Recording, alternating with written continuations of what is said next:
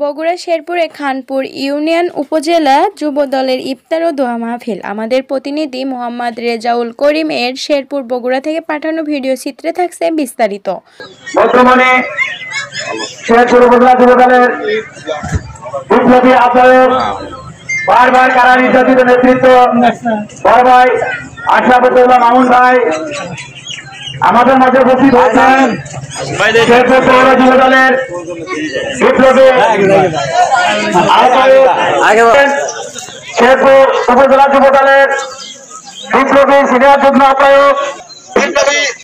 গতকাল 25/3/2025 তারিখে বগুড়া জেলা শেরপুর উপজেলার খানপুর শেরপুর উপজেলা যুবদলের ইফতার ও দোয়া মাহফিল অনুষ্ঠিত হয়। উক্ত অনুষ্ঠানে প্রধান অতিথি হিসেবে উপস্থিত ছিলেন শেরপুর উপজেলা যুবদলের আহ্বায়ক মোহাম্মদ আশরাফুল্লাহ মামুন। আরও উপস্থিত ছিলেন দলীয় নেতাকর্মী ও জনসাধারণ। দেশ ও জাতির উন্নতি কামনা ও ইফতারের মাধ্যমে অনুষ্ঠানের সমাপ্তি ঘটে।